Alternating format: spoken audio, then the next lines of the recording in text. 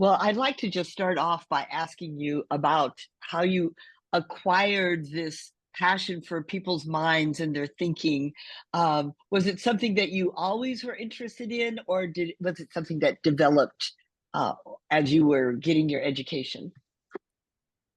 First of all, thank you, Vicky. Thank you, Anita, for having me here. It feels good that somebody wants to know about, the work I do. It is definitely motivating for people like us when you're interested to learn about the kind of work. Well, I was always a people's person, but it was very accidental that I got in here into this field. Um, my father has been mostly in human resources and recruitment, so the path that was paved for me was that I would follow his footsteps. And I did bachelor's in business administration, and I Ah, was, me too. and it was only, natural that I do MBA. But when I got to know about this course, I was very interested, and I went against the family and I enrolled for this course. And at that point, Masters in Social Work also has a specialization called Human Resources. So they did tell me that, opt for Human Resources, but the rebel that I was at that time, I took medical and psychiatric social work. It is very new to me. Because we were, social work involves 3 days of field work. So we were put into, like the fisherman colony, the slum areas, and all that. That was a very new experience. Never, I mean, it was unheard of. And of course, my family didn't approve of it at that point. And that's how I got into it. And it really interested me. Because initially there was a lot of fear because I come from a very orthodox Tamil speaking vegetarian family, and my first field work was in a fisherman, a very notorious North Chennai fishermen colony where the people that working there, of course, they are fishermen, but they're also these underdogs and the henchmen, right? And Ah. you would see like fish everywhere, and it took a while because I am a pure vegetarian, and to see the kind of violence and the kind of issues there, it was very overwhelming. But somehow I made a lot of friends there, and it just went on. So that's how I got into this field. Well, talk to us just a little bit about that, the family resistance, because I'm sure that many of our students here, they have this passion or something that's coming alive, but their family's saying, no, you should follow in your father's footsteps, or you should get a government job because it pays, it's more secure. So what was that like, Soumya? So it was very different because it was very, very unheard of, this course at that point. Mostly people who took it were nuns at that point. Of course, now the profession has really gained a lot of acceptance and visibility. But at that point, it was mostly people who were, were in service, like the nuns, and very common among the fathers and the nuns, to take up this course. And of course, this field had a lot of acceptance with Christianity, right? If you see that most of the social workers will be Christians because they believe in this work, the church encourages them. But you rarely see anybody from a Muslim or a Hindu background come into this. It was very unheard of 2020, about 20 years back. And of course, my father was very unhappy. The extended family was very unhappy about this, and it was a period of turbulence at home. But somehow, I don't know what, but I did stick to it, and it interested me a lot, the kind of work that we did. I am generally very passionate more to animals than to human beings. That's what I used to be. And even I still suffer from that. If I see an animal in distress and a human in distress, I would probably help the animal first. So that is something that I did thing, but it came naturally to me to,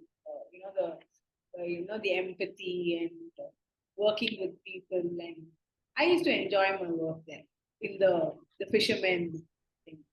So how long did it take for your family to just accept and allow you to become what you were meant to be and It do? has taken at least, see, initially when I finished my course, there were hardly few jobs in the field of social work, right? Mhm. There were a lot of NGOs, they were mushrooming, but they were also involved in a lot of fraudulent, where for funds. So my Ah, family was not for it. They wanted me to work with an established thing, and at that point, the place that I'm working was the dream place for me to work in, with the Chennai and a known place. TTK was something that I aspired for, but my family said, it would affect the kind of proposals, marriage proposals that I would get, because if they were to know that the girl is working for an addiction center, for a rehab, you wouldn't get proposals.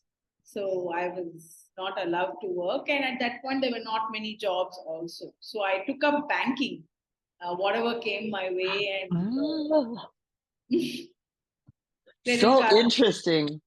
Yeah, because that was something that came up, and after a point, you really can't rebel much, can you? So I took it up. There also, I kind of meandered and found my way to work with people, training, and that's how I got interested. But there was this, and then I got married in a couple of years, and the family that I got married into also was equally or even more orthodox. They had never heard of anything like this, so they were against me doing social work. And then I was working in HR, and there also I was more interested in employee redressal, employee grievances. I brought in policies for employee friendly policies, and somewhere it was always centered around working with people and working with them and their issues. And in 2017, 16, 17, I think I was brave enough to say that I am going to go back, and I did a course, and that's how I think. But I would say the experience, the exposure that I got is helping me a lot in my job now. Mhm. It's not restricted to only this field, but a lot of the exposure that I had with working with manufacturing industries, banking, and everything. It only honed my people skills and to deal with all kinds of people. So, which is definitely so. I've come back into a position of the head position, into a place where I aspired to work as a counselor, but it feels good. That is because of the varied exposure that I had, that I could, kind of laterally just get into the position here. So no regrets. I think all that just helped build my skill set. Wow, I couldn't agree with you more because no matter what field we get into to begin with, it certainly helps because these are skills that we develop and eventually they are going to supplement us when we That's are right. getting into our core field of work. Right. Right. So, what I'd like to know is you are head of operations and the therapy. What is your work profile like? What does your work entail? My work, I mean, on a lighter note, it entails everything and anything that happens in the hospital. Like when somebody asks me, what do you do? I said, if there is a crisis with the patient, I'm involved. And even if a tap is not working in the bathroom, I'm involved.